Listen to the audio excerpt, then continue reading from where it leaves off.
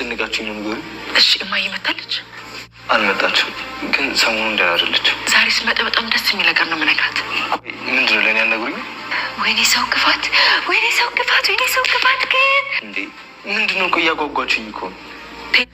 ይኸውልህ ናታን፣ ለፖሊሶቹ ሪፖርት የተደረገው ስልክ ቁጥር በማን እንደወጣና የማን እንደሆነ አረጋግጠን መጣ። በማን ነው የወጣው? ቆይ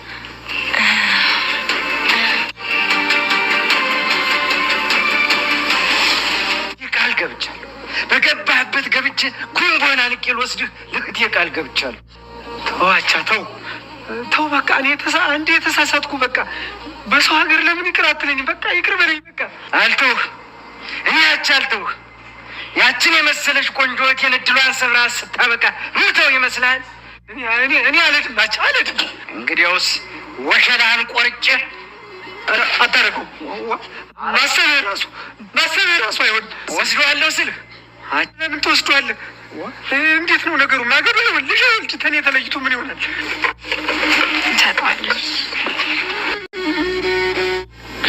እማዬ አንድ ነገር ልንገርሽ። አባዬ እኔ ጥብቅና እንድቆምለት ጠየቀኝ።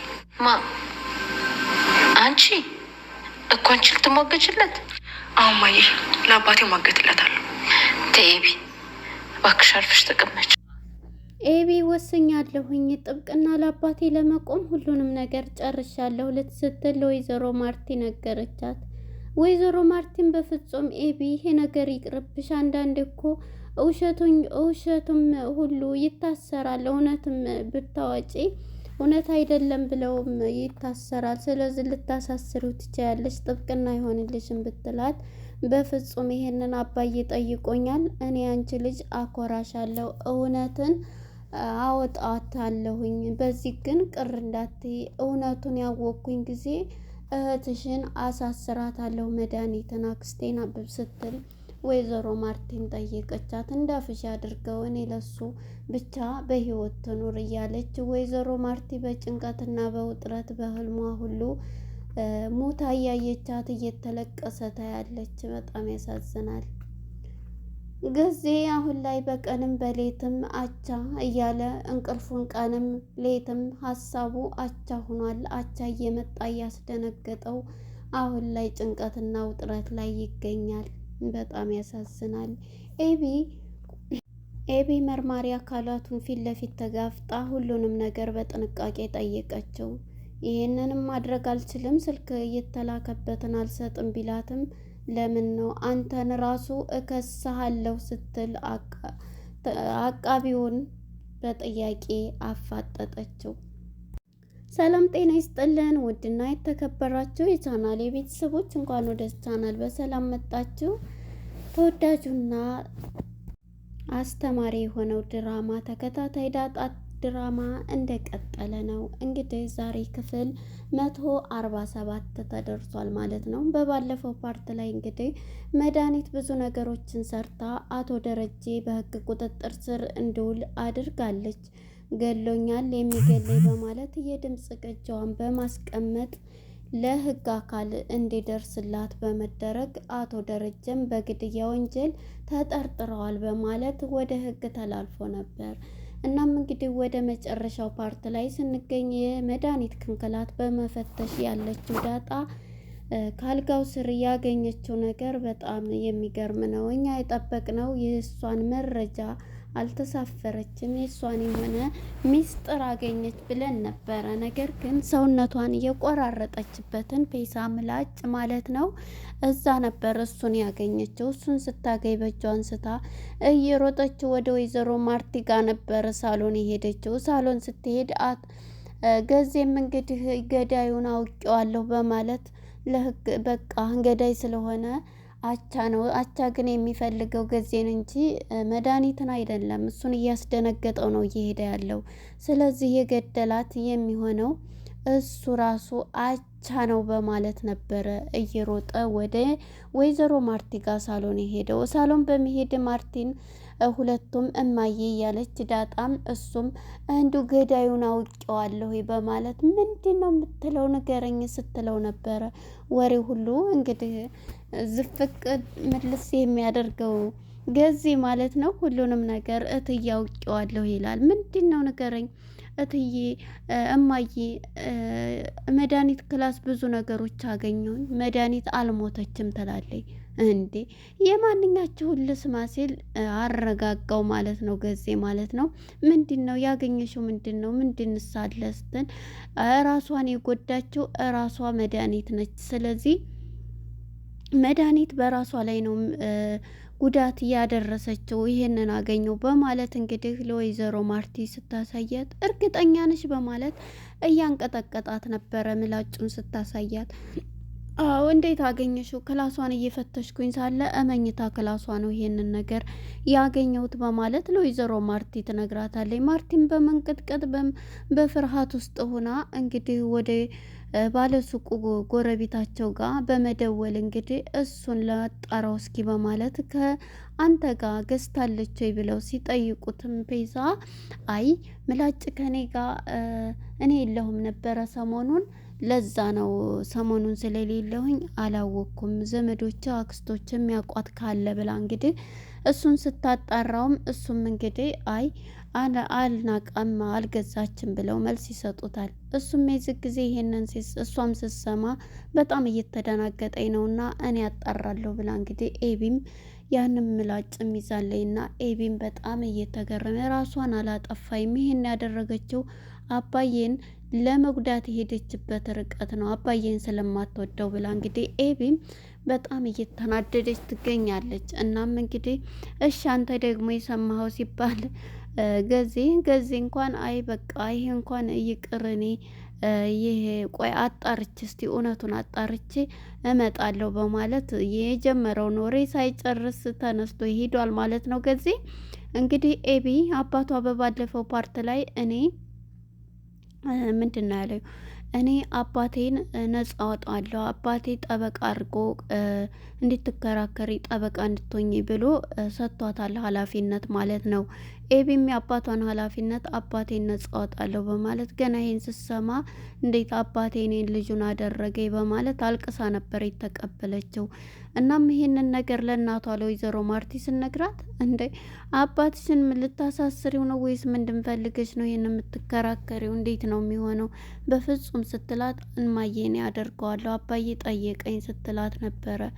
እናም እናትየዋ ይሄን ነገር እንዴት ነው እሺ ከሆነልሽ ብላታለኝና ግን ደግሞ ሁሉም ነገር እውነት ይወጣል፣ እውነት እንትን አይልም አይደበቅም። ስለዚህ እውነቱ ይወጣል። ነገር ግን እውነቱ የወጣ ጊዜ ግን ምንድነው የማደርገው መሰለሽ?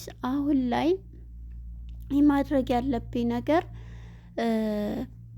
ሁሉም ነገር እውነት ከሆነ በኋላ የማወጣው አክስቴንም አሳስራታለሁ ስትላት እንደ እውነት እንዳፍሽ አድርገው፣ ምክንያቱም እሷን እንትን ለማለት እያለች ነበረ። ይህን ነገር እንግዲህ ሞታለች ብላ ነው እያሰበች ያለችው በጭንቀት የምትገኘው ወይዘሮ ማርቲ ማለት ነው።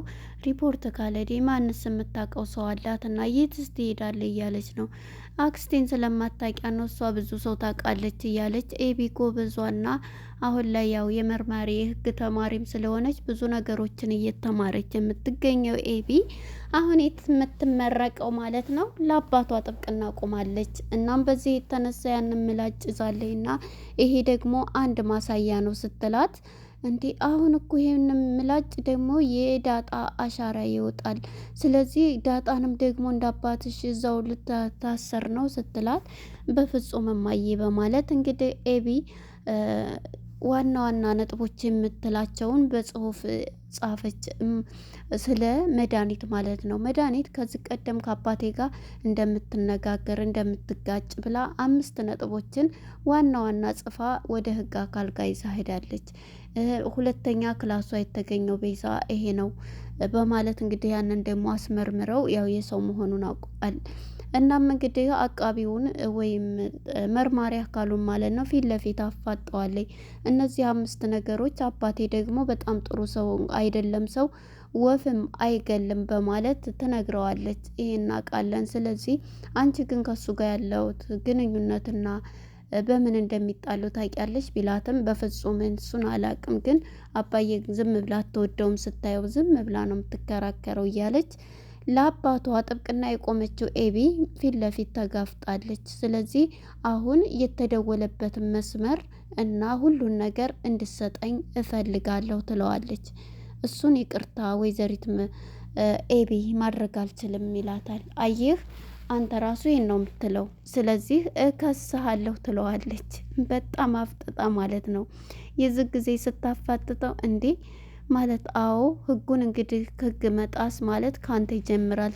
ይሄ የተደወለበት ሁሉም ነገር መጣራትና መደረግ ያለበት ነው። ስለዚህ አሁን ይሄን ነገር ማድረግ አለብኝ ብላ እንግዲህ ለመርማሪው ትነግረዋለች። በመጨረሻ ሲፈራ እውነቱን ነው የምነግርህ ማን ነው ከሳሃለሁ ስትለውም እንግዲህ መርማሪው በቃ እሺ እልክልሻለሁ ሲላት አመሰግናለሁ ብላ በድጋሜ ብላ እንግዲህ በመጨረሻ ጥሩ ቃል ተናግራው ተነስታ ትሄዳለች። እንዴ የፈጣሪ ያለ እንዴት ነው ፊቷ የሚያስፈራው፣ እንዴት ነው የሚያረጋት በማለት እንግዲህ በጣም ፈርቷታል ማለት ነው። እንግዲህ መርማሪውን ማለት ነው ኤቢ ፊት ለፊት ተጋፍጠዋለች። አባቷን ለማውጣት እየሄደችበት ያለ ርቀት ነው ማለት ነው። እናም ኤቢ አሁን ላይ ለአባቷ ጥብቅና ቁማ የማደርገውን ሁሉ አደርጋለሁ ብላለች። እስከ መጨረሻው እታገላለሁ በማለት እንግዲህ ውሳኔዋን አሳውቃለች ማለት ነው። ያንን ስልክ ቁጥር እንግዲህ ልኮላታል አቃቢው ማለት ነው። ወደ ተደወለበት ቴሌ እንግዲህ ይዛ ነው የመራቸው ማለት ነው። መርማሪ ኤቢ ማለት ነው ለአባቷ ጥብቅና የቆመችው ወደ ምርመራ ሄዳለች። ወደ ዳጣና ወደ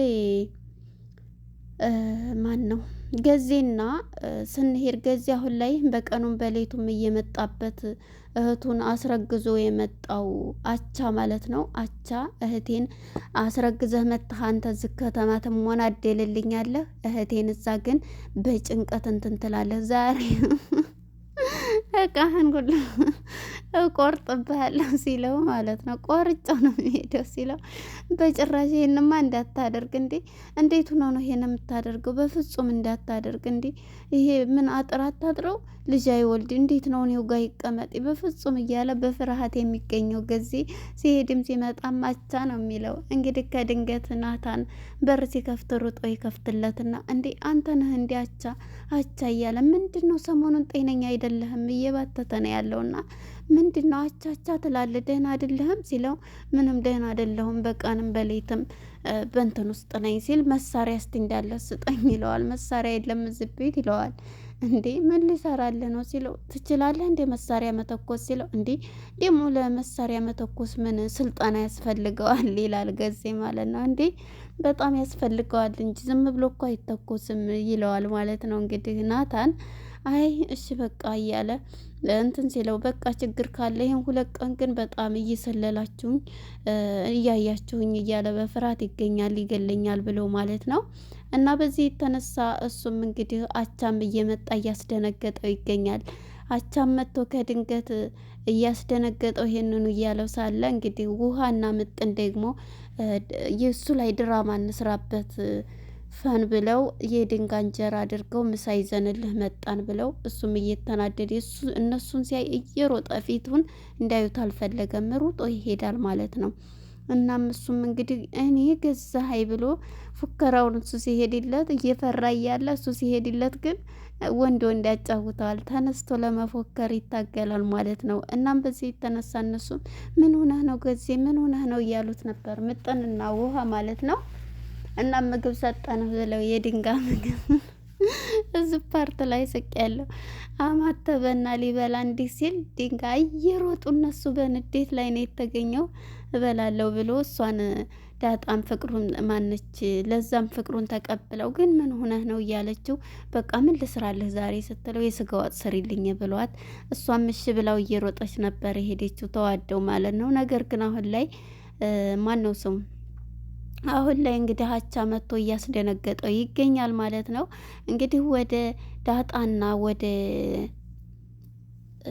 ኤቢ ስንሄድ ያንን የስልክ ቁጥር የላከላቸውን ሰው እንግዲህ ይዘዋልና ያንን ይዘው አስመርምረው መጥተዋል። ይህ ሰው እኮ አይታመንም ናታን ምንድን ነው እያላችሁ ያላችሁት ንገሩኝ እያለ እንዲሁ ሰው አይታመንም ጥሩ ሰው የተባለው ሁሉ እያለ እንግዲህ ምንድን ነው እያለ በማን ስልክ እንደሆነ የላከችው ታውቃለህ? ይህንን አባዬ እንደዚህ ብላ ያለችው በማን ነው ንገሩኝ ብሎ በእንትና ብለው ሁለቱም ተፋጠው ማለት ነው። እዚህ ላይ ነበረ ፊልሙ ሳይነግሩት አጓጉተው ያለቀው ማለት ነው። እንግዲህ መቼም ማን ነው አርጁን ይሆናል ብዬ አስባለሁ። ማለት አርጁ ደግሞ እንጃ አርጁ በባለፈው መርዝ አምጣልኝ ብለው የእንቅልፍ መድኃኒት ነው ያመጣላት። ግን ይሄንን ያደረገው አርጁ ሊሆን ይችላል ብር ሰጥተው ብዬ ጠራጠራለሁ። ሰው አይታመንም እያሉ እዚህ ላይ ነበረ ለናታን ሊነግሩት እያሉ ያለቀው ማለት ነው። ለነበረን ቆይታ አመሰግናለሁ። መልካም ጊዜ